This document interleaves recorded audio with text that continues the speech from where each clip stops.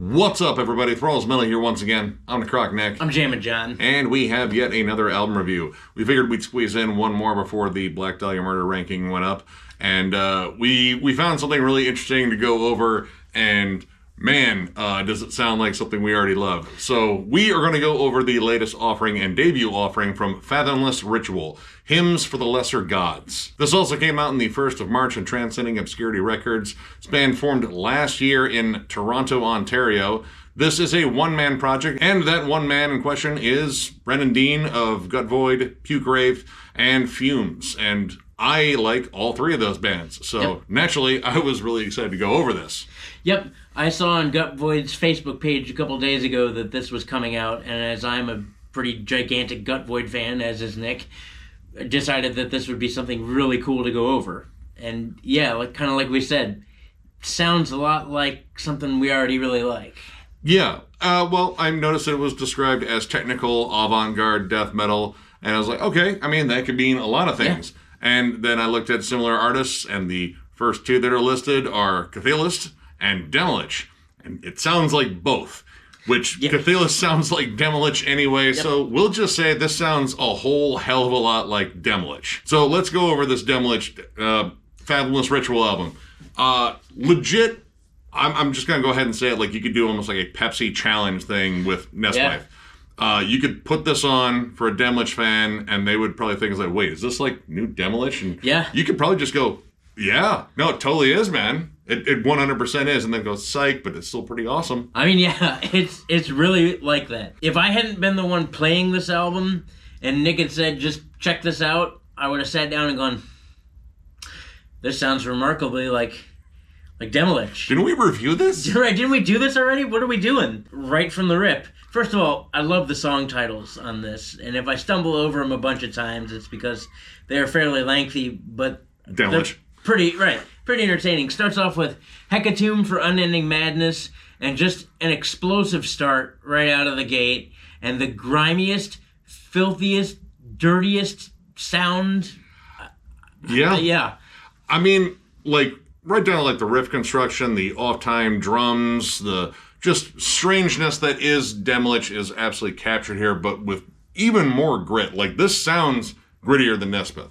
It is just kind of just gross and grimy. Like, the guitars have just a down-tuned thickness and chunkiness to them that is just, well, amazing in one way, and maybe a little bit too much in another, but blended with the like low bass and the very anti-Bowman-esque vocals on here. I mean, he goes for the demon frog burp a lot. In fact, he unleashes one hell of a demon frog burp on wielding the bone wand, which I've never heard it called that before. I did that a lot when I was a younger person, but I'm not that anymore. No. But anyway, hellish burps.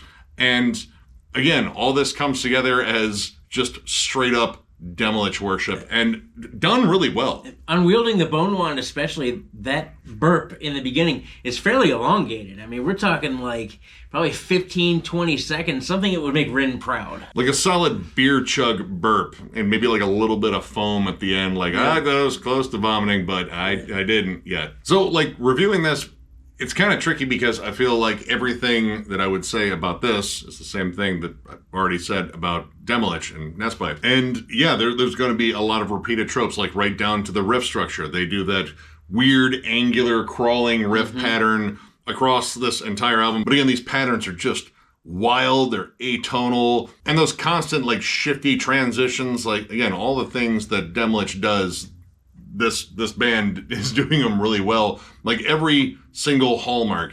And I mean, if you're a diehard DEMILICH fan, again, you're probably going to absolutely love this. Yeah, I mean, literally every song has some insane sort of ascending, descending riff. There aren't too many times that it goes mid-tempo. I will say that songs like Grafted to the Chambers of Mirth or Gorge of the Nameless, again, I love these song titles. They're great. Both have a couple of like mid-tempo moments in them, but it never really lets off the gas too much. Yeah, it's constantly moving. Like, you don't get a lot of like flat out atmospheric breaks or anything like that. Like, occasionally you get like an isolated bass or an isolated guitar riff. The guitars are all doubled on here, and again, they are thicker than a Snicker. But I do appreciate when they isolate one for like a breakdown groove, and then kind of just build the riff up. Like, all right, get used to this weird riff because we're about to harmonize it in the most strange fashion possible. Right. And honestly, some of the lead melodies on here are almost like the musical equivalent of some raving lunatic yelling at you on a subway. It almost doesn't make any sense whatsoever, but it adds to the whole chaotic vibe of this. And that is something that always draws me back to DEMILICH and would draw me back to this. Yeah, bunch of dive bombs and squeals. The leads aren't too lengthy by any means. It's more of like a seasoning to go over the already crazy dinner you're having. And despite how wild the song structures are, it does repeat a lot of like killer riffs. Like there's good groovy breakdowns everywhere. You just don't know when they're coming. Like they're really not led up to. All the transitions are very abrupt. Again, much like Nesbeth, you kind of just have to listen to that album multiple times to kind of figure it out, and even then, you probably still haven't. Some of the most crazy transitions on here were on Gelatinous Being of Countless Forms. That's a hell of a title. It was one of my favorite ones on here. This song, first off, kind of starts off a little bit more straightforward. Like you get a just straight up murky kind of Morbid Angel tremolo, but it's almost like a little grindy. Yeah. Like it's not hanging on to the bars for as long a measures. Like it's kind of going very quickly. And then you get this absolutely bonkers transition with like this broken down riff pattern between two guitars. Like broken down staccato kind of start-stop pattern. Yeah. And it's cool because they're separated in the speakers too. So you get this and this and this and this, and they call back to each other a bunch of times, and you're like, that's really cool. And it does it not only once, but it does it twice during the song. Yeah, and oddly, I mean, I would say all this is very technical because it is. But this song really kind of stood out for its more technical flair in the transitions. Like you have a lot of these just crawling atonal harmonies on top of riffs, and then like these weird jazzy patterns that kind of lead into the next section. But while this is, again, like very chaotic, there's always like a solid riff in there. Grafted to Chambers of Mirth in particular, there's just like these pockets of just straightforward riffs where they're just kind of like chugging along. It's not the most complex thing, but it's got this nasty groove on it. Kind of similar to like earlier Tomb Mold, like not so much the new one, but kind of like, Manner of Infinite Forms, Primordial Malignity. Like it kind of has those, a little bit more like loose, grimy, just flat out 90s death metal shifts. And those come at like very important parts because some of this is just, hard to follow. Again, much like Nesbeth. You get this constant just barrage of swarming, menacing riffs at all times, and they are just distinctly, very chaotic. Like they kind of noodle and slither. Like you don't get a lot of moments where they just kind of break down and chug a bit. They're like kind of spiraling and winding around one another and like creating a weird cosmic knot of tentacles and teeth and slime. And usually they're kind of off time too, so not only are you having a rough time following what's going on in the chaos, it's not in a normal time signature, so it's kind of like Yep. You ever see a first timer go to a Meshuggah show and try to like headbang? Right. What are they doing? It's like to follow the hi-hat. Right, or somebody lost in a Between the Buried and Me show, just like, what? But kind of like that.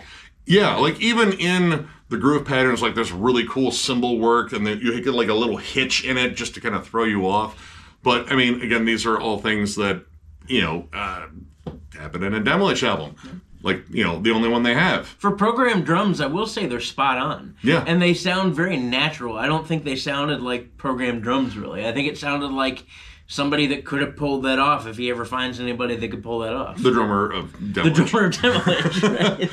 But honestly, like, a production across the board, which Brennan did the production on here, it sounds like it crawled out of a swamp or a tomb in Finland in the 90s. Like, it has all of the aesthetics in terms of the production. Like the guitars sound raw and sludgy. They don't sound like, fiercely, processed or pro tooled. Like everything on here sounds very organic, but like organic and definitely like rotting in the back of the fridge and starting to stink. Like it's got that grit to it. Reminds me, I have to clean out something from the fridge when I get home. Thank you. Ah, those pleasant odors when you open up the fridge door. And trying to track these songs just tend to detonate like right in front of you. Sometimes you get like the smallest bit of a lead in, like exiled to the lower catacombs, which I assume that's like a lesser god getting grounded.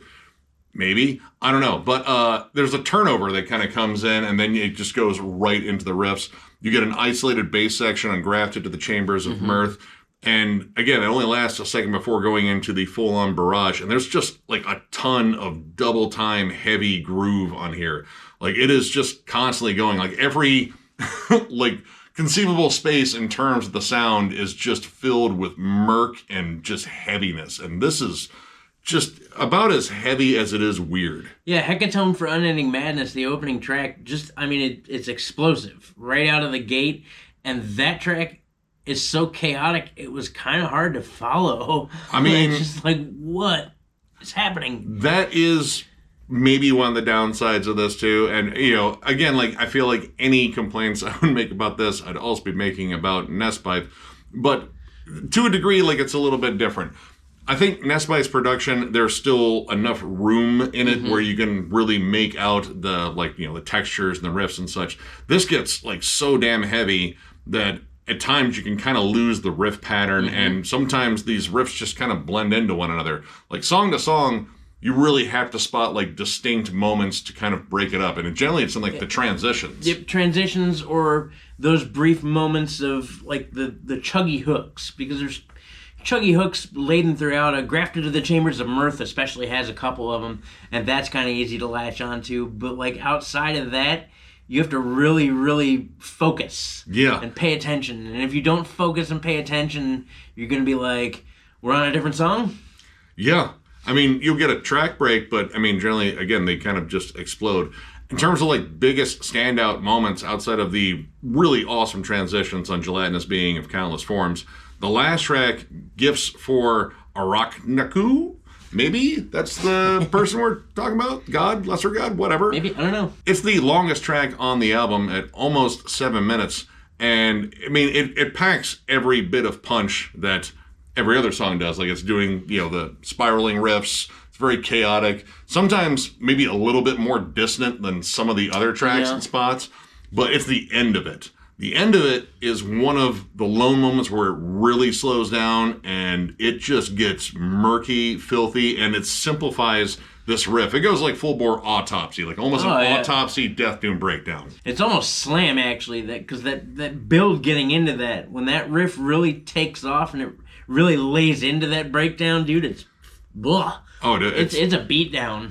Closes out with like some great atmospheric dive bombs too. Like, it makes the album sound just hugely sinister at the end. And as I said, the breakdowns do break this up a little bit, but they kind of come at weird spots. This one was really led into. Like, you got a good riffy build-up, they isolate that riff, and you know it's coming, like the big tom hit's coming. And, like, yeah, you kind of have time to rev up for it. Unlike a lot of these tracks where you don't have time to rev up for anything, it's like, guess what? We're changing now. Also right now, too. But honestly, that's the same thing I dig about DEMILICH, too, and by extension, chthe'ilist. So, again, I feel like any complaints I have about this album are also complaints about those two albums, which both of those albums are amazing. So, yeah, I'm kind of torn. I just think this is maybe a little bit too murky in the production at times to really catch all the intricacies, and that is one of my complaints. That, and again, it sounds almost just like Nesbipe, so, you know, it's one of those, like, yeah, I could listen to either. Yeah, and to catch-22, because, you know, we really like DEMILICH, and then at the same time, all this kind of blends together, and so you're like, man, but then you think about it, because DEMILICH also does that, and you're like, man, so, yeah, but, I mean, I'll even say, like, there aren't really a lot of, like, flat-out DEMILICH worship bands out there. No. Like, this isn't like, you know, Morbid Angel or Entombed, where, like, a litany of them, and I love probably most of them. Right, it's not like this is flirting with DEMILICH and throwing in tropes of that. Like, this is pretty much spot-on DEMILICH worship and done really well. Yeah, it's more like, you know, imitation is the most sincere form of flattery, and that's where we're at. Yeah, and it's super sincere. Like, this was definitely played with a lot of love for the source material. And I'd say, like, across the board, this was pretty damn close to the original. So overall, I'm going to give this 4 stars. Again, it sounds just like Nespith. You're going to find a lot of the same stuff, as well you should. And chthe'ilist too, which, I mean, chthe'ilist loves DEMILICH as well. But it's done so well. Like, it's executed almost to perfection. I love the twisting, spiraling riffs. It almost kind of works as like one continuous barrage of just insanity. Mm-hmm. The only big shortcomings I had were maybe I think the production is a little too heavy at times just for the intricacy of the riffs, because sometimes you just can't make them out. But then again, like, the riff structure is so bonkers anyway. Yeah. Like, it's not as though like I was able to like fully process like, oh no, they were doing this and this and this. I'm not a musician, and I feel like less of a musician listening to this. But I dig it.